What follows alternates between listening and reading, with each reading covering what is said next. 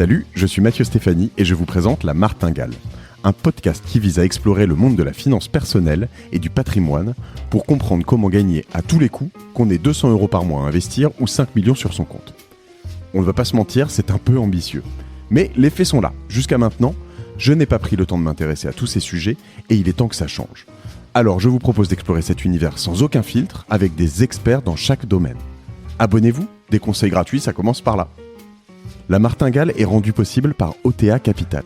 OTA Capital est une société de gestion d'actifs indépendante et entrepreneuriale qui accompagne des chefs d'entreprise, des cadres supérieurs et des familles dans la gestion de leur patrimoine privé et professionnel.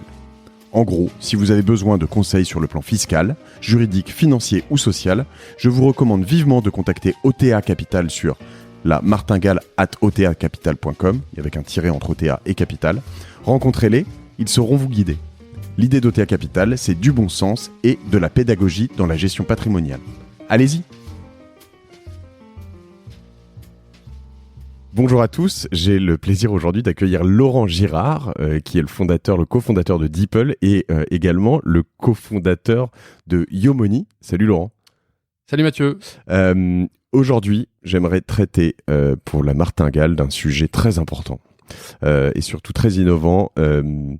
Est-il possible de laisser la gestion de mon argent, ou faut-il laisser la gestion de mon argent à un robot ? Donc évidemment, je suis venu te chercher en tant que notamment cofondateur de Yomoni. Après, aujourd'hui, avec Deeple, tu conseilles aussi des business autour de pas mal de choses. Mais donc j'imagine que pendant des années, vous avez travaillé sur des algorithmes et des choses qui font que tu connais un peu ce secteur alors comment on appelle ça, de la robo-finance, de la... Ouais, alors le secteur, généralement il est appelé, c'est le secteur des robo-advisors. Ouais. Donc c'est un nom assez étrange parce que robot-advisor, en fait, on a l'impression que ça veut dire que c'est un robot qui te conseille. En réalité, c'est à la fois vrai, à la fois pas vrai. Si on peut expliquer un petit peu le terme, en fait, moi dans robot-advisor, je vois deux choses. Il y a le robot qui va investir, c'est-à-dire qui va choisir les bons timings d'investissement, choisir les classes d'actifs, etc. Mais ça, finalement, ça fait longtemps que ça existe, hein, ça fait 30, 40 ans, enfin depuis que l'informatique existe, toutes les banques ont mis en place des algorithmes. Donc cette partie-là, il y a eu une sorte de renouveau d'accélération avec l'intelligence artificielle, mais ça existe. Je te stoppe, donc on est d'accord, tu vas m'expliquer la suite après, hein, mais que là tu expliques quand même que depuis 30, 40 ans, donc les banques ont des robots qui placent des positions sur quoi, des marchés, des actions. Ouais, c'est ça. Alors au début, achètent, vendent sans que personne leur dise quoi que ce soit. Alors il y a 30-40 ans, ça n'allait peut-être pas jusqu'à l'exécution, mais en tout cas, les stratégies ça fait longtemps, très longtemps, ça fait à peu près ce délai que les stratégies sont testées, sont backtestées, sont analysées par ordinateur. Plus récemment. Alors backtester, ça veut dire qu'on refait ce qui a été fait pour voir si c'était des bonnes. Exactement. D'accord, ok. Exactement. C'est-à-dire qu'en fait, on reprend des données existantes, on fait tourner des modèles sur ce qui s'est passé sur les 15-20 dernières années, et ça permet d'avoir une idée, un indice sur ce qui pourrait se passer plus tard. Alors, bien sûr, les performances passées n'indiquent pas forcément les performances futures, donc c'est à prendre avec des pincettes, mais en tout cas, le message, c'est ça fait bien longtemps que l'informatique, que les gérants sont aidés par de l'informatique. Plus récemment, alors ça fait déjà 15-20 ans, ces algorithmes sont directement branchés sur les marchés. On parle, mais ça fait déjà pas mal d'années, du trading haute fréquence. Donc ça, c'est des algorithmes qui vont, en fonction de signaux forts ou de signaux faibles, passer des ordres à la vente ou à l'achat de façon très rapide. Donc la métrique, c'est de dire en fait, il faut être physiquement, il faut que l'ordinateur se situe le plus proche possible des serveurs de la bourse pour gagner des microsecondes. Et quand on dit très rapide, c'est-à-dire il peut acheter et vendre 3 fois en 20 secondes, quoi. Ah oui, alors c'est même beaucoup plus que ça. C'est-à-dire que là, on est en dessous de la seconde. Donc c'est pour ça que la distance physique entre l'endroit où se situe le serveur de la bourse et l'endroit où l'algorithme, l'ordinateur exécute l'ordre est important, parce que s'il y a une demi-seconde d'écart lié au temps de communication, ça peut faire un changement. Donc Alors ça a été pas mal décrié il y a quelques années parce que forcément si toute la complexité c'est de se dire ça revient à notre business du RoboAdvisor, c'est de dire à partir du moment où tu laisses les clés à un ordinateur sur la partie vraiment investissement, en fait tu peux pas tout prévoir. Il y a des circonstances de marché qui sont nouvelles et ce qui fait un peu peur aux gens, c'est de dire trfinalement si j'ai une circonstance de marché nouvelle et que il y a des signaux à la baisse qui font que tous les trading desks automatiques de la planète se mettent à vendre et tout, ça peut créer artificiellement soit des cracks, soit des bulles. Donc en fait, ça a été pas mal décrié. J'en parle un petit peu parce que aujourd'hui il y a une sorte de fantasme quand on parle du RoboAdvisor là pour Monsieur Tout le Monde. Il y a une sorte de fantasme de dire en fait, je vais avoir une sorte de trading desk automatique chez moi. Et en fait c'est pas ça, c'est-à-dire que c'est pas du tout dans le trading haute fréquence quoi. Pas du tout. En fait le RoboAdvisor, alors la vision plus de Yomoni, de pas mal d'acteurs sur ce marché-là. Aux États-Unis notamment Wealthfront, Betterment, Nutmeg au UK. OK. Tous ces acteurs-là, en fait, la philosophie, c'est plutôt l'inverse. C'est-à-dire qu'on est plutôt proche de ce qu'on appelle le lazy investing, pour faire assez... Paresseux, d'accord. Exactement, okay. Paresseux. En gros, c'est de dire, finalement, si on regarde l'épargne, c'est pas un truc ultra court terme, il faut voir long terme. Et donc, sur base de plein d'études, d'analyses, etc., le concept, c'est plutôt de dire, on va définir une stratégie, peut-être une stratégie annuelle. On va la rebalancer, c'est-à-dire que s'il y a des évolutions sur les marchés, on va rééquilibrer pour remettre la position stratégique initiale. D'accord. Mais on va pas faire des paris conjoncturels. Ça y est, il y a eu un truc sur le Brexit, alors on va tout changer, etc. L'idée, c'est plutôt, on a une stratégie annuelle, on la rééquilibre pour qu'elle soit respectée, les pondérations soient respectées dans la durée sur l'année. Et éventuellement, tous les quelques semaines, tous les mois, il y a une petite correction, un peu de tactique qui est fait, mais on est sur des parts de portefeuille assez limitées. Donc l'idée derrière ça, c'est de dire finalement, plutôt que aller chercher à faire des arbitrages sur une valeur, sur un pari sur une conjoncture, sur lequel l'efficacité est challengée. Il y a des gens pour qui ça marche bien, des gens pour qui ça marche pas. Par contre, ce qui est sûr, ce qui revient toujours dans les analyses, dans les études, c'est de dire si tu fais une analyse rationnelle à long terme, tu fais au moins des stratégies sur un an, que tu rééquilibres ton portefeuille pour qu'il soit pas déformé dans une conjoncture particulière, que tu fais très attention aux frais, on en reparlera, mais avant, souvent on pense je vais essayer de battre le marché et tout, je vais gagner plein d'argent et tout. La première chose, c'est déjà de se dire, avant d'essayer de gagner de l'argent, essayons de pas trop en perdre. Chaque euro que je dépense en frais, c'est un euro de perf qu'il faut que je fasse pour ne serait-ce que me retrouver break-even, donc les frais. Donc voilà, donc l'idée c'est stratégie annuelle, rebalancement mensuel, et puis surtout, c'est pour ça que j'ai dit lazy investing, surtout ne pas trop en faire. Et le sujet du RoboAdvisor B2C, quand on dit est-ce qu'il faut donner, quand tu me poses la question, est-ce qu'il faut donner les clés de son épargne à un robot, j'ai envie de répondre, sur la partie algorithmique, etc., il y a des aides, mais à la fin, quand tu regardes ce qui se passe réellement chez les différents RoboAdvisor, un peu dans le monde anglo-saxon, mais surtout en Europe, on est vraiment l'algorithme est une aide, mais c'est pas lui qui décide vraiment. Il y a toujours des équipes de gestion solides. Yomoni dernièrement a renforcé encore son équipe de gestion. L'idée, c'est que les algorithmes donnent des idées, mais à la fin, ce sont quand même des bons hommes qui décident. Donc ça, c'est le premier message. Ouais. Tu veux dire que le robot ne place pas d'ordre chez Yomoni. Exactement. Alors chez Yomoni, mais même chez. Je suis hyper déçu, quoi. Moi, je pensais que tout était géré tout seul, quoi. Que tu mettais. Alors non, c'est. Je vais te parler du deuxième robot, un autre robot qui est quand même caché là-dessous. C'est que c'est pas le robot qui va placer tout seul des ordres. D'accord. Néanmoins, c'est que le robot va proposer en fait au gérant en fonction de la stratégie qu'il a implémentée, un set d'ordres, etc. Donc le gérant va avoir la main in fine. Maintenant, il y a un deuxième robot, et c'est un robot qui est plus ce que je vais appeler c'est plus un robot patrimonial, parce qu'en fait nous notre analyse, c'est de dire finalement aller optimiser chaque achat-vente, en fait faire 10 achats-ventes par jour, etc.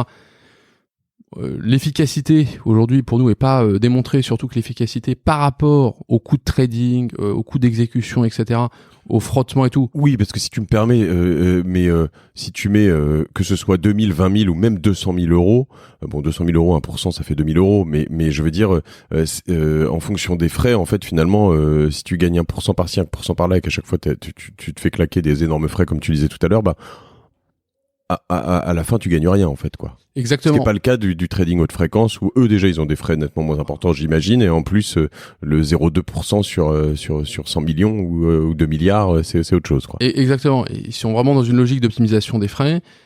Quand tu passes aujourd'hui par un robot advisor, aujourd'hui sur la place, en tout cas là, si on parle de la place de Paris, quasiment tous les robots advisors sont dans des modes de gestion sous mandat. La gestion sous mandat, ça veut dire que tu vas déposer, je sais pas quoi, 50 000 euros sur ton compte.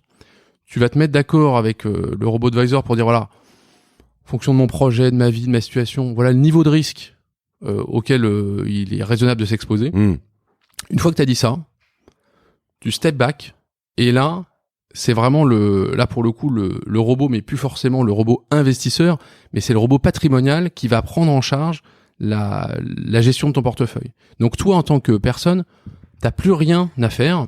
Et j'ai envie de dire, ça te décharge, mais c'est surtout une des vertus du truc. C'est-à-dire que il y a un des biens importants au-delà des frais, c'est le biais personnel. C'est-à-dire que on a tous, c'est limite inscrit en nous, une certaine résistance au crack, aux baisses de marché, etc. Ce qui est hyper important, c'est là qu'intervient le deuxième robot, le robot plus patrimonial. Ce qui est hyper important, c'est d'arriver à savoir quel est ton niveau, ton seuil, le seuil à partir duquel tu vas craquer. Ça, c'est hyper important parce que si par exemple, je te dis, bah, on fait, donc je vais te mettre en face du robot Diomoni ou n'importe quel robot advisor, il va te poser un certain nombre de questions. En fonction des questions que tu vas répondre, il va déduire une appétence au risque. Cette appétence au risque, par exemple, il va déduire que bah, Mathieu, quoi qu'il arrive, à partir d'une paume de 10%, il va commencer à stresser, il va vouloir tout vendre, etc. Sachant que c'est là où aussi il faut être assez fort, parce que je pense qu'un des meilleurs conseils qu'on ait pu me donner, bien que j'ai pas beaucoup investi, hein, mais c'est que moi j'ai une grosse appétence au risque en fait, parce que je suis entrepreneur, parce que j'ai testé, j'aime bien, etc. Et un jour, un conseiller financier m'a dit oui, mais quand on parle de ton argent, en fait, comme déjà t'es full risque dans ta vie pro, il faut sur ton argent être beaucoup plus sécure, parce qu'en fait si t'es en risque partout, eh ben c'est complètement con. Est-ce que ce genre de choses Yomoni peut le prendre en considération? Eh bien exactement, en fait c'est pour ça que donc j'ai parlé tout à l'heure du robot investisseur, ouais. Mais aujourd'hui l'innovation technologique elle est beaucoup plus dans ce robot d'analyse patrimoniale. D'accord. Parce que déjà c'est là où il y a je pense clairement le plus de choses à gagner. Et c'est un univers qui est assez compliqué. C'est-à-dire qu'effectivement, ce robot d'analyse patrimoniale, son objet, c'est de capter un maximum de points de données sur toi, soit déclaratifs, soit captés. Donc après, il y a de l'agrégation de comptes, etc. Mais capter un maximum de points de données pour permettre de définir ta meilleure propension à prendre du risque. Alors, les points de données, c'est ta situation personnelle. Est-ce que tu es marié? Est-ce que tu as des enfants? Est-ce que tu es propriétaire? Ta situation patrimoniale, tu es endetté ou pas? Ta situation professionnelle, c'est-à-dire que est-ce que tu es dans un boulot à risque ou pas? Donc l'idée, c'est de capter un maximum de points de données pour te restituer un niveau le bon niveau de risque à prendre. Au-delà de ce bon niveau de risque à prendre, c'est même de te faire une stratégie un petit peu plus développée. On va te dire, bon, nous, le meilleur output qu'on peut proposer à un client, et je pense que c'est ça qui a vraiment de la valeur, c'est de dire, bon, en fonction de ta situation, ton profil, ton comportement financier et tout, t'as peut-être, souvent, les gens, ils ont un peu, l'idéal, c'est d'avoir un peu 3 niveaux d'investissement, 3 poches d'investissement différents. T'as ta poche hyper court terme, c'est quelques mois de salaire, c'est 2-3 mois de salaire, c'est je suis freelance, je me casse une jambe, je peux plus bosser pendant 2 mois, donc j'ai besoin d'au moins 2-3 mois de salaire. J'ai un événement perso, j'ai besoin de step back, je dois changer ma voiture. Donc en fait, c'est quelques mois de salaire. Donc ça, c'est cette première poche pareil, on va te calibrer en fonction de ton profil. Voilà le niveau de cette poche. Celle-là, on l'investit pas. Elle est même pas chez le robo-advisor, chez Yomoni. Elle reste en cash sur ton compte, en livret A, éventuellement sur un fonds euro liquide, mais voilà. Et t'es connecté au compte directement, ou je veux dire, Yomoni est connecté au compte, ou il vient chercher l'argent sur ton compte en banque, ou c'est toi qui fais les virements tous les mois? Alors, ça peut être, t'as plusieurs, ça peut être les deux. D'accord. Notamment, donc, nous, ce qu'on aime bien faire, c'est au moment de l'initialisation, c'est de dire, on applique aussi un autre principe qui est de dire, quand tu vas sur les marchés, une bonne pratique, c'est de pas tout mettre d'un coup. On préfère, même si tu dis, j'ai 100 000 à placer, moi, je préfère te dire, écoute, on va prendre 30 000, on va l'investir, et puis ensuite, progressivement, on va mettre 10 000 sur les mois, 10 000 par mois. L'idée derrière de cet investissement progressif, c'est que on va te désensibiliser par rapport à ton moment d'entrée. C'est-à-dire que personne n'est devin. Aujourd'hui, l'année dernière, les marchés ont piqué du nez. Là, en janvier, février, ça a largement remonté. Personne n'est devin, personne ne peut savoir finement ce qui peut se passer. Donc, si jamais t'étais arrivé par hasard, t'as entendu parler de Yomoni, paf, t'arrives, je sais pas quoi, en octobre et tu mets tout d'un coup, eh bien, même si Yomoni est le meilleur gérant de la place, c'est, je pense, assez vrai, hein, alors je rigole, mais le meilleur gérant de la place, forcément, à partir du moment où t'es exposé au risque, va avoir des hauts et des bas. Donc l'idée, c'est, tu lisses ton investissement, ce qui fait que, nous, en fait, on veut un investissement hyper rationnel. Donc en fait, plutôt que se dire, je vais faire un énorme pari en mettant tout d'un coup, tu lisses sur 6 mois, donc il y a des moments tu vas rentrer plus haut, plus bas, mais dans tous les cas, à la fin, en moyenne, alors là c'est une statistique, hein, c'est pas en moyenne, quand tu lis ton investissement, tu as un prix d'entrée qui est plus faible que si tu fais tu te mets d'un coup au hasard. Ce qui est relou, c'est que si tu rentres au bon moment, tu peux louper en ayant mis que 30 000 sur 100 000 un plus 20% entre octobre et novembre, parce que sur les 70 000 que t'as pas mis. Mais dans le cas inverse, c'est vrai aussi. Donc au final, comme tu le dis, l'idée c'est de lisser un peu tout ça. C'est ça. Ouais, c'est lisser, et surtout en fait une des philosophies derrière le lazy investing, derrière la gestion sous mandat, où tu vas déléguer à quelqu'un le fait de gérer ton argent, c'est qu'un des éléments les plus importants, c'est qu'on va essayer de limiter les biais humains et les biais émotionnels. Parce que malheureusement, ça détruit de la performance. C'est ce que j'allais te dire, parce qu'il me semble que on dit souvent que les particuliers, notamment, rentrent toujours au mauvais moment sur les marchés. C'est-à-dire que quand on voit que ça monte, et on se dit putain, ils sont tous pris plein d'argent. Moi aussi, je veux en être. Donc tu mets de l'argent et puis c'est là où ça se casse la gueule. Et à l'inverse, qu'une fois que tout s'est cassé la gueule, tu veux pas rentrer parce que tu t'as déjà perdu, ou tu te dis ça y est, tout le monde s'est fait rincer. J'ai bien fait de pas y aller, et t'y vas pas. C'est ça? Exactement. C'est un peu le système des portes de saloon, c'est-à-dire que, et t'as même un truc qui est assez un indicateur, alors c'est pas cynique, c'est vraiment un indicateur de l'industrie. Ouais. C'est-à-dire que les gérants de fonds, les investisseurs et tout, à partir du moment où ils voient que le grand public commence à suivre une tendance, acheter massivement un titre ou sur une tendance, une classe d'actifs et tout, c'est un des indicateurs que on est sur le pic, quoi, qu'on est vraiment sur la fin de la phase de hausse. Donc en fait, c'est assez dommage, mais en fait ça s'explique par ça s'explique de façon scientifique, ça s'explique c'est vraiment tout ce qu'on essaie de corriger avec le robot relationnel patrimonial, c'est vraiment des biais cognitifs, de dire il faut que j'ai un certain nombre d'indicateurs de réassurance et je vais exécuter à ce moment-là. La difficulté dans tout ça, c'est que ça devient très autoréalisateur, tout ça. C'est-à-dire que, je veux dire, si tu te dis que, je sais pas, boursier.com, Le Revenu, Les Échos et Investir disent tous il faut aller à fond sur Apple, du coup les gens, les particuliers et tout, vont aller à fond sur Apple, que Apple va très bien, mais que du coup les gestionnaires de gros fonds se disent oulala, là tout le monde y va, donc que ça aille bien ou pas, finalement si c'est un élément déclencheur. Et donc j'imagine, pour aller plus loin dans ce que je suis en train de dire, à la fin, quand t'as que des robots, alors on n'y est pas encore, hein, mais finalement t'as quand même un risque d'arriver sur des choses qui sont donc tellement entre guillemets rationnelles, ou potentiellement bien codées et potentiellement mal codées d'ailleurs, ou sur qui feront qu'en fait comme tu le disais, potentiellement, tu pourras avoir des sortes. Alors là, on n'est pas sur du robot de patrimonial, mais plus, tu pourras créer des formes de crack totalement lunaires, artificielles, qui n'ont rien à voir avec le vrai marché, quoi. Bien sûr, et c'est pour ça que de temps en temps, les marchés, il y a une grosse inquiétude là-dessus. De temps en temps, il va y avoir des suspensions de marché pour dire, en gros, enfin, je simplifie énormément, mais des suspensions pour dire, bon, tout le monde va régler sa machine, et puis parce que là, ça a pas de sens que on perde 10% sur une annonce que, en fait, c'est les robots qui s'auto-entretiennent. Donc ça, c'est effectivement un risque. Néanmoins, je pense qu'il faut vraiment que monsieur tout le monde, moi, toi, quand on va aller investir, on n'est pas dans cette logique-là. C'est-à-dire que ces robots de fréquence, on est vraiment sur c'est pas des robots qui sont utilisés à disposition de monsieur tout le monde. Je pense qu'il faut vraiment avoir ça très clairement en tête. Je comprends. Je vais reformuler dans mon langage d'amateur. Donc, on a toute cette partie de robots traders, robots haute fréquence, robots donc qui placent des positions, achètent, vendent, etc., qui est plutôt réservé à des grosses institutions très professionnelles. Et voilà. Il y a bien un moment où peut-être ça s'ouvrira d'ailleurs, mais ça, on en parlera. Et vous, pour l'instant, vous êtes plus sur du robot, donc patrimonial, qui va plus t'aider à prendre des décisions basées quand même sur de la masse, donc des calculs sur les dernières années, sur d'autres personnes, comment tu rentres dans le marché, comment t'en sors, comment, etc.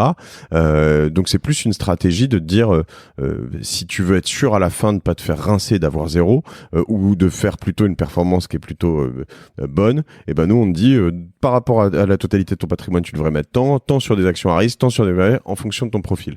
J'ai juste une question là-dessus. J'en aurais plein d'autres d'ailleurs.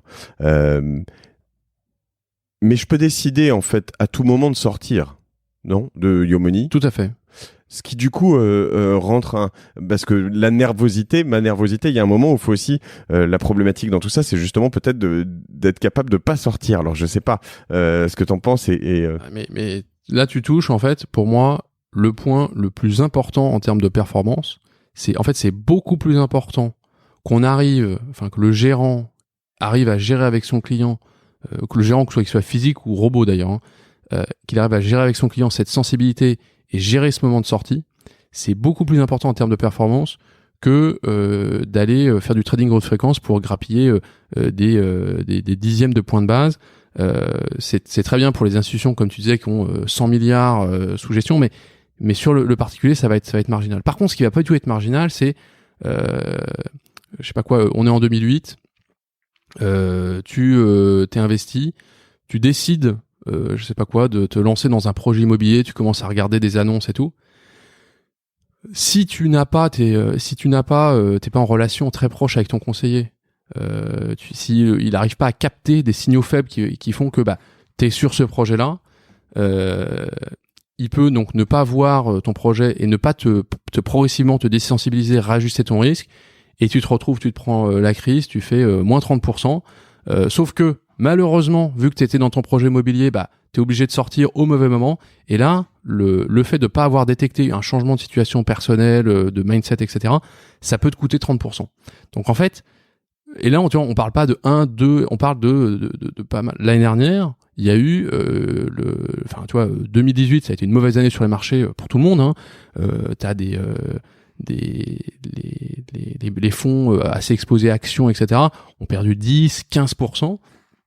En soi, c'est pas grave, ça fait partie de l'investissement, ces fluctuations. Par contre, ce qui est important, c'est de pouvoir résister à ça. Donc, soit résister émotionnellement, ou soit résister d'un point de vue de situation personnelle, de patrimoine. C'est-à-dire que si tu as un projet dans les 2 ans, il faut que ton conseiller, et c'est plus facile quand c'est un robot parce que là pour le coup il a plein d'indicateurs et d'automatismes qui vont permettre de capter des données et de tout de suite réajuster ton portefeuille sans forcément avoir besoin de te faire un entretien. C'est là où c'est surprenant parce que j'aurais quand même une tendance à croire et tu dis le contraire et donc tu vas m'expliquer comment et voilà, mais que alors notamment un bon conseiller, tu vois, mais un humain à qui tu parles et à qui tu dis des choses et à qui tu dis bon, mon mari veut telle chose ou ma femme veut tel truc et puis voilà, et puis on va partir dans un projet, puis on va construire quelque chose, on part à l'autre bout du monde, je sais pas. Il aura une tendance plus humaine et plus à te dire bon, alors là-dessus tu fais attention, voilà. Est-ce que le robot il a une tendance alors comment ça se passe? On t'envoie des questionnaires tout le temps, c'est à toi d'aller sur le site, Alors très concrètement, l'idée c'est que le robot, on le connecte à un maximum de sources de données, donc que ce soit soit des données vraiment comportementales, c'est-à-dire par exemple on va si on voit que tu commences à te connecter 10 fois par jour sur ton espace client, ça va nous donner un indice sur ton niveau de sensibilité, sur ton niveau de stress. Tu peux avoir des données, on a fait un partenariat par exemple avec l'agrégateur de comptes Bankin sur lequel, alors ça commence et tout, mais où justement on va capter des données sur le compte bancaire, etc. Donc ça permet d'avoir des idées. Et puis après c'est des échanges ultra rapides, ultra simples. C'est en fonction. Donc là, c'est là qu'il y a de l'intelligence. C'est de l'algorithme. C'est en fonction de ton profil, on va détecter avec quand même pas mal de finesse si je sais pas, potentiellement tu risques de t'acheter une maison, tu risques d'avoir un enfant. Donc il y a plein de choses qu'on peut détecter comme ça. Et puis assez simplement, sans forcément te dire viens, on fait un rendez-vous d'1 heure, etc. T'envoyer une petite question. Est-ce que t'es toujours 2 enfants dans ta famille, etc. Donc toi tu réponds, ça te coûte one click, donc tu le fais parce que c'est très simple. Mais par contre, ça donne une information très pertinente. Donc il y a une sorte de dialogue permanent avec Yomoni, voilà. Avec le robot qui t'envoie des mails ou. C'est ça, c'est des mails. Là pour le coup, il y a encore plein de choses à faire dessus. C'est-à-dire que là, dans la tête, dans ce qu'on a en tête, il y a des interactions encore plus simples. Ça pourrait être pour les sujets vraiment sensibles, juste un SMS où tu as juste à cliquer OK, ou même où ça pourrait être sur les réseaux sociaux. Donc aujourd'hui, pour être tout à fait transparent, tout n'est pas construit, mais c'est vraiment là qu'est à mon avis, l'avenir de ces sujets-là. Chose que peut-être tu te dis un gestionnaire pourrait pas. Alors ça pourrait l'aider d'ailleurs. On pourrait se dire que un gestionnaire pourrait utiliser lui-même des robots qui setuperaient, qui l'utiliseraient à sa manière, mais parce que lui, il peut pas forcément envoyer un SMS tous les jours à 2000 clients. Alors, il peut pas, voilà, il y a des automatismes pour revenir à ta question, effectivement, sur l'humain versus le robot. Moi, je pense que, avant tout, derrière, il y a une question de modèle économique. C'est-à-dire que, faire une analyse, patrimoniale, précise, la maintenir à jour, etc., ça prend énormément de temps. Et c'est un bon conseiller, pour savoir ce qui se passe chez son client, il faut qu'il le connaisse très bien, il faut qu'il le voie, etc. Donc ça prend du temps. C'est une matière qui est quand même assez complexe, parce que il y a l'investissement, la fiscalité, ça, donc c'est assez complexe. Donc ça veut dire que les conseillers sont des gens qui sont, c'est des profils recherchés, donc c'est des profils qui coûtent cher. Et je pense que c'est normal. Le seul problème, c'est que quand tu as 2 millions d'euros sur ton compte, vu cette masse, le conseiller, en te prenant un frais raisonnable sur ces 2 millions, il peut très bien vivre. Et donc, il peut consacrer du temps. Là où ça devient compliqué, c'est quand tu es sur une population où, alors, on parle encore de gens qui sont quand même assez fortunés, mais ne serait-ce que tu as 100 000 euros à placer. Ouais.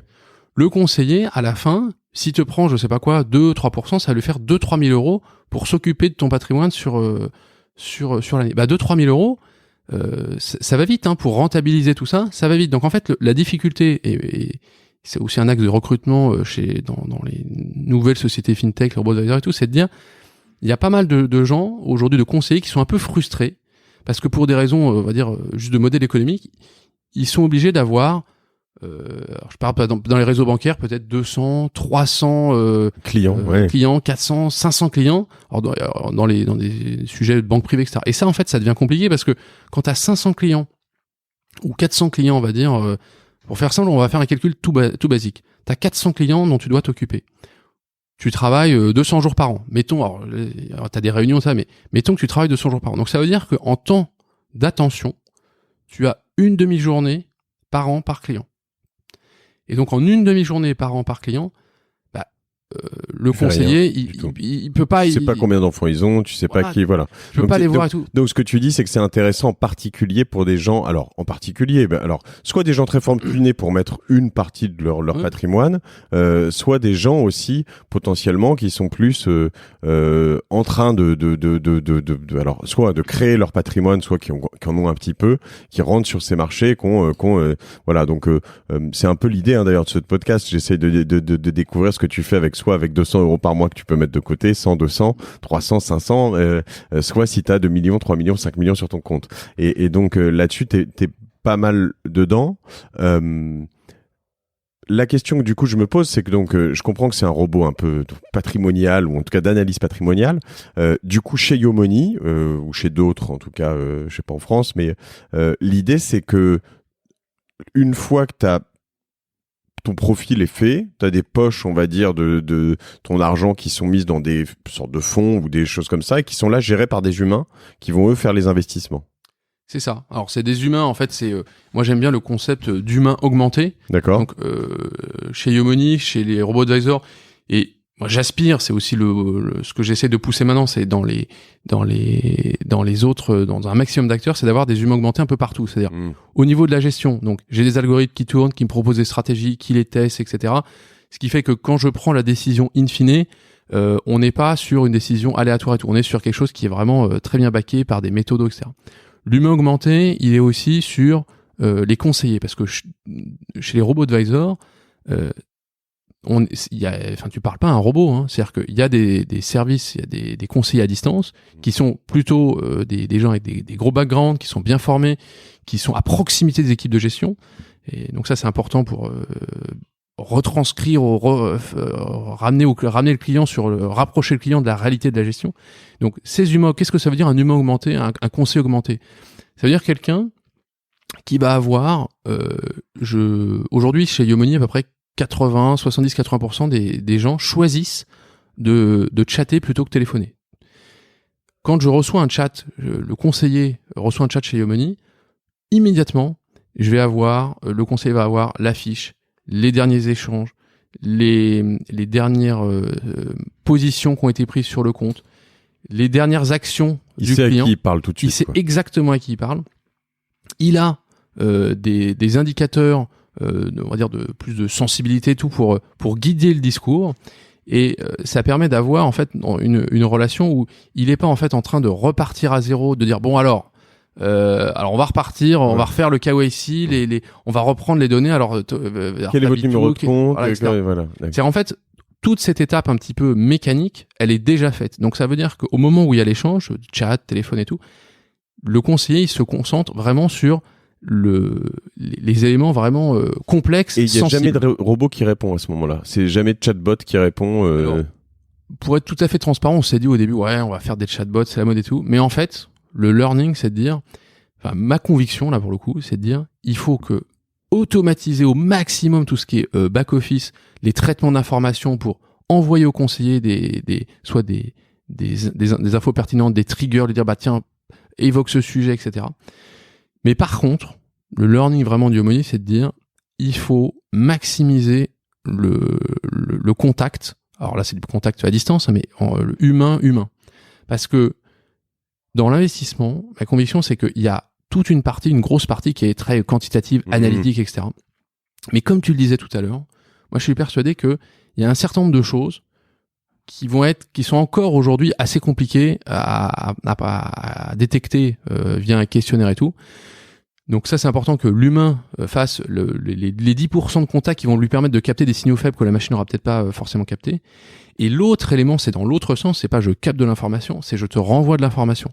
C'est au sujet de la réassurance. C'est-à-dire que demain, si pour X ou Y raison, tu as une inquiétude, soit sur les marchés, soit sur ta situation perso et tout, tu commences à te poser des questions. Ce qu'aujourd'hui ne sait pas faire la machine, il y a peut-être des gens qui diront le contraire, hein, mais aujourd'hui, ma conviction, c'est ce que ne sait pas faire la machine, c'est cette capacité d'empathie, cette capacité d'écoute, de réassurance, etc. Et ça, c'est clé, parce que si, moi, en tant que professionnel, j'ai loupé dans un échange, j'ai pas réussi à te donner les bons éléments de rassurance, et que là-dessus, tu prends une décision émotionnelle, de dire, bah tiens, hop, décembre dernier, je coupe tout parce que là, ça a dépassé mon seuil de tolérance. Et ben là, j'ai tout perdu en tant que pro, et le client aussi. Donc en fait, moi, ma conviction, c'est il faut vraiment mettre une couche d'humain, et pour que cette couche d'humain, ce soit une couche pertinente, qualitative et tout, il faut que ces conseillers, je leur demande pas de recopier des données toute la journée, à faire des tâches sans valeur ajoutée. Il faut que 100%, mon objectif, c'est que 100% alors chez Yomoni ou chez d'autres, c'est que 100% du temps des conseillers soit dédié à de l'interaction à valeur ajoutée avec le client. C'est de l'écoute, de l'empathie et du détection de signaux faibles. Ce que ça me fait,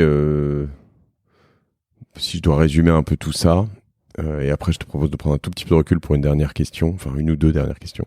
Mais ça, en fait, je trouve ça assez intriguant et ça donne envie d'essayer. Mais je me dis finalement, par rapport à tout ce que tu dis, c'est probablement bien de mettre une partie de ton capital sur des robots advisors, ne serait-ce que pour tester puis voir ce qui va se passer dans les prochaines années, parce que si je comprends, c'est quand même des choses qui évoluent très fortement de jour en jour. Après, faut être capable. J'ai l'impression de se faire bien conseiller aussi. J'imagine notamment pour des événements de la vie. Je veux dire, t'as un divorce, t'as peut-être même un héritage, ou enfin que ce soit dans un sens ou dans l'autre, notamment sur tous les aspects peut-être aussi fiscaux et tout ça. Il est important d'avoir souvent des gens qui sont capables humainement de t'accompagner. Alors, t'as tout à fait raison. Aujourd'hui, là, encore une fois, moi, je te donne ma vision, hein. Mon regard sur le marché, c'est que les solutions de robot advisor aujourd'hui, elles sont je pense très efficace. Tu regardes Yomoni, et ça a maintenant plus de 3 ans de track. Je laisse les gens aller sur le site. Quand tu compares les performances entre même des gros acteurs de la gestion et Yomoni, sur 3 ans, Yomoni sort très très très bien. C'est Yomoni, mais c'est aussi d'autres acteurs des robots advisors, parce que la stratégie, on n'a pas trop parlé, mais donc l'allocation stratégique, les ETF aussi, qui sont des produits avec des faibles frais, etc. Finalement, ça a assez bien performé là depuis quelques années. Donc il y a un intérêt à aller sur ces acteurs-là, vraiment sur la partie j'investis sur les marchés, je fais mes allocations d'actifs, etc. Maintenant, tu as complètement raison. Il y a encore des sujets aujourd'hui qui sont pas traités par les robots advisors ou même par des fintechs et tout. C'est clairement tous les sujets fiscaux. Il y a des aides, etc. Mais pour l'instant, il n'y a pas encore d'acteur qui a vraiment craqué le truc. Pour 2 raisons. 1, c'est assez compliqué. Et 2, ça change tout le temps. Donc, se reformer quand tu es un conseiller, suivre la dernière évolution de la loi Pacte, c'est facile. Par contre, quand tu es une boîte de tech et que tous les ans, le gouvernement change les règles et que tu dois updater tout ton modèle, changer ça, c'est très compliqué, c'est lourd, etc.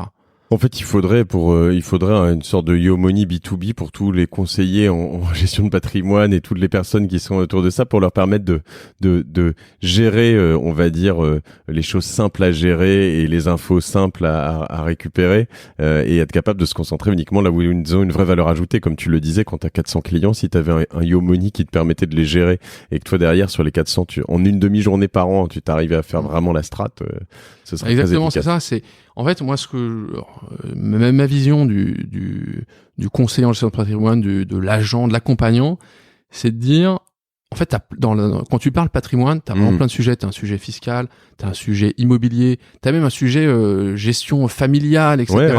Ouais. Quand tu vas préparer, je sais pas quoi, tu prépares ta retraite ou tu prépares par exemple, toute la partie héritage, etc. T'as des sujets super complexes.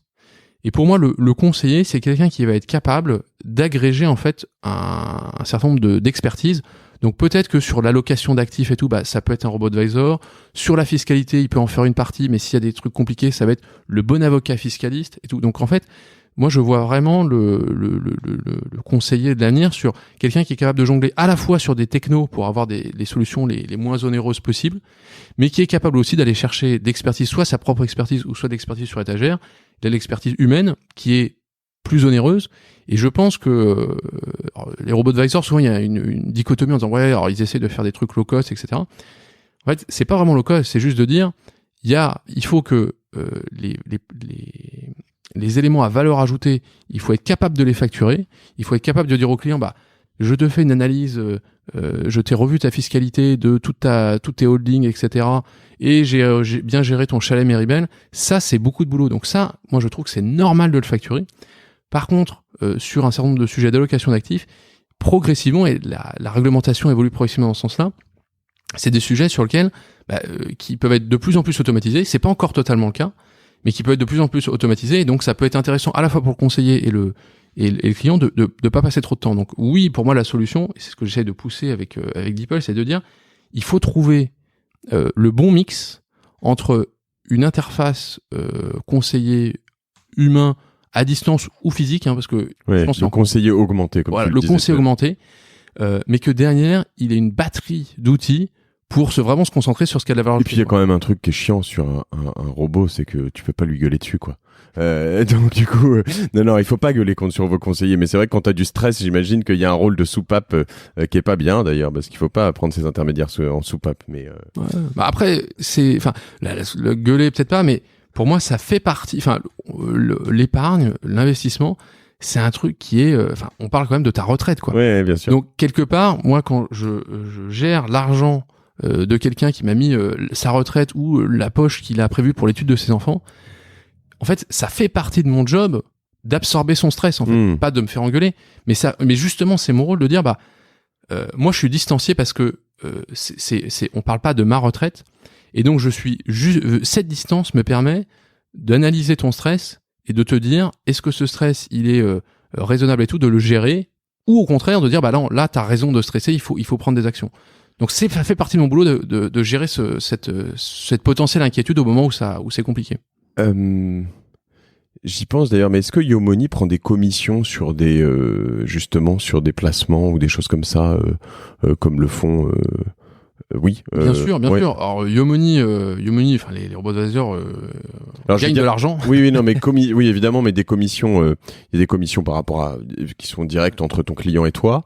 Mais est-ce qu'il y a des commissions qui sont indirectes, qui sont prises par rapport à... Alors, le positionnement de Yomoni, c'est justement non de dire le plus important. En fait, pour moi, il y a le niveau des frais qui est important, mais pour moi, le plus important, on est dans une industrie de la confiance, c'est de la transparence. Donc, okay. Le sujet de Yomoni, et encore une fois, de pas mal d'autres robots advisors, c'est de dire je présente hyper clairement la structure de frais, et il n'y a pas de frais cachés. C'est-à-dire que ce que je te mets sur le papier, c'est ce que tu vas vraiment payer. Okay. Donc, en gros, pour faire extrêmement simple, Yomoni, la promesse, c'est de dire dans tous les cas, tout frais compris, on est à maximum 1,6%. Et donc ça se décompose. Tu as une partie qui va chez l'assureur, tu as une partie qui va pour les fonds sous-jacents, les fameux ETF dont on parlait tout à l'heure, et tu as une partie qui va pour la gestion de Yomoni. Mais par contre, Yomoni n'est pas rémunéré par les promoteurs, les sociétés de gestion des fonds que Yomoni va mettre dans les portefeuilles. Ça, c'est assez important. Alors merci Laurent Girard. Donc toi tu es cofondateur de Yomoni, ouais. Mais tu n'es plus actif dans la société. Ça, tu es toujours actionnaire. Alors effectivement là je suis toujours actionnaire. Ouais. Vu que je monte là une société de conseil dont l'objectif est d'aider un certain nombre d'acteurs à se positionner, alors soit sur le marché de l'épargne, mais même globalement sur le secteur, sur les marchés financiers, les fintech. Ce qu'on a convenu un petit peu, c'est de progressivement de couper un petit peu les ponts. Après, moi, je reste en très bon contact avec l'équipe de Yomoni. J'aspire aussi, je pense que moi, je suis convaincu que Yomoni, c'est une des solutions patrimoniales d'investissement les plus performantes et les plus intéressantes. Donc, une de mes casquettes, ça va être aussi d'aider un certain nombre d'acteurs qui sont peut-être un peu plus en retard sur le digital, d'accéder à des solutions, de leverager des solutions, que ce soit Yomoni ou d'autres. Mais voilà, donc je suis plus actif dans la société. Maintenant, je suis certain qu'on va continuer à travailler ensemble pour aider d'autres acteurs à se positionner. Et toi, c'est quoi ta martingale, donc, Laurent? Eh ben, ma martingale perso, en fait, c'est la philosophie de Yomoni vient pas pour rien. C'est juste d'avoir un regard, en fait, très honnête sur qui je suis, qu'est-ce que je suis capable d'accepter comme comportement financier. En gros, un peu comme tu le disais tout à l'heure, j'ai été entrepreneur pendant 5 ans. Là, je me relance dans un sujet d'entrepreneuriat. J'embauche des gens au maximum, donc je suis vraiment dans une phase d'investissement.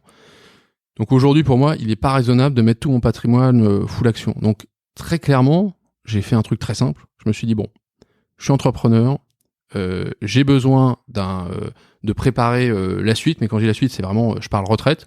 Donc j'ai une poche retraite là qui est assez risquée. Donc c'est un profil 10 chez Yomoni, hein, c'est le profil le plus risqué, mais c'est vraiment sur une petite poche. Et après, j'ai une poche court terme qui est plutôt de dire si on a l'objectif avec Deeple là de faire des investissements plutôt d'ici 5-7 ans dans des sociétés plutôt en fintech. Donc là j'ai une petite poche qui me permettra de faire ces investissements à titre perso. Donc là on est plutôt sur on commence à être du 60% actions, on va dire. Et tout le reste en fait il est vraiment pas à risque sur un fonds euro parce que en fait tout mon risque moi j'ai quand même tout mon risque était chez Yomoni. Là, je remets pas mal de risques. Donc voilà. Donc en fait, et c'est assez important d'être honnête avec soi-même parce que comme tu disais tout à l'heure, moi j'ai une appétence à me dire voilà, j'ai envie je prends du risque et tout, mais en fait mon risque, je le prends déjà sur les projets. Et donc il faut être raisonnable. Il faut pas trop tête brûlée. Ouais. Et ton intime conviction, s'il faut acheter ou vendre quelque chose en ce moment, ce serait quoi ? Alors là, on est quand même sur une période de marché un petit peu compliqué, les indicateurs un peu contradictoires. Pour ceux qui écoutent ça plus tard, on est en mars 2019. Voilà, on est en mars 2019. Tu vois, les indicateurs aux États-Unis sont un peu contradictoires, des indicateurs qui montent, qui baissent et tout. Donc, ma conviction, alors vraiment perso, c'est de dire, on n'est pas sur un scénario de crack, on est sur un scénario, on va dire de stabilité, voire de légère diminution. Donc moi, mon conseil, c'est vraiment là pour l'instant de se mettre plutôt sur des valeurs un peu refuge. Et il y a un truc qui est intéressant, c'est qu'il y a très peu de temps, il y a l'Ixor vient de sortir un ETF qui est éligible au PEA, mais qui est dans lequel ils investissent à l'intérieur dans des obligations. Donc je pense que c'est une bonne solution pour tous les gens qui sont pas mal investis en PEA et qui disent bon au lieu de se mettre en cash et de sortir complètement du marché pour attendre. Je pense que ça c'est une bonne solution. C'est sorti il y a 1 mois ou 2. Tu me donneras un lien puis on le mettra. Ouais, je te donnerai un lien et je pense que ça c'est une bonne solution parce que moi clairement on est vraiment dans une phase un peu d'observation. Donc je serais plutôt dans une désensibilisation, mais encore une fois par rapport à ce que je disais tout à l'heure, dans ma situation perso, je vais désensibiliser ma poche du milieu légèrement, peut-être de 10 à 20%. Par contre ma poche, quand je te parle retraite et tout, ça j'y pense même pas. C'est-à-dire que elle est dans un coin de Yomoni. Et surtout, moi, ce que je me force à faire, c'est je ne regarde pas ce qui se passe, je ne vais même pas regarder ce qui se passe sur cette poche-là. Je la laisse et j'irai dans 25 ans voir ce que ça a donné. Parce que sinon, ça va me faire des nœuds au cerveau. Merci Laurent, merci. Donc on te retrouve sur LinkedIn notamment, Twitter peut-être, je sais pas, t'as un réseau privilégié. Oui, pas mal LinkedIn, un peu Twitter, mais Deeple.fr. Deeple.fr, DEEPELE.fr. Voilà, exactement. Et puis voilà, tu veux laisser ton mail ou pas c'est laurent@deeple.fr et je pense que l'actu, c'est notre gros challenge en ce moment, c'est surtout de former une équipe de talents. On recrute une dizaine de personnes pour aider des fintechs ou des acteurs institutionnels à se développer sur l'épargne digitale ou les services financiers digitaux. Donc super. voilà. Eh ben écoute, je te remercie pour ce temps, toujours plus long, on dit toujours entre 20 et 40 minutes, on dépasse largement, mais ça je suis très fort pour ça. À toutes les personnes qui écoutent, je vous remercie d'être restés jusqu'ici. Je vous remercie de noter ce podcast sur iTunes, c'est hyper important, ça permet de monter dans les classements et puis voilà. Donc n'hésitez pas de le partager aussi à 2 ou 3 personnes autour de vous qui seraient intéressées par ce type d'investissement. Et puis je remercie aussi vraiment particulièrement OTA Capital, le sponsor de ce podcast, que je vous recommande de contacter. C'est lamartingale@ota-capital.com avec le petit tiret donc au milieu. Et puis voilà, je pense que vous aurez, je peux m'engager sur un premier rendez-vous gratuit a priori. De toute façon, voilà, vous verrez des conseillers qui sont super. C'est différent de Yomoni, mais voilà, ils vous conseilleront peut-être d'aller un peu sur Yomoni et beaucoup chez eux, j'imagine. Mais je vais pas faire leur métier. Merci encore à OTA, merci à toi Laurent et à bientôt sur La Martingale que vous retrouvez sur lamartingale.io. À bientôt.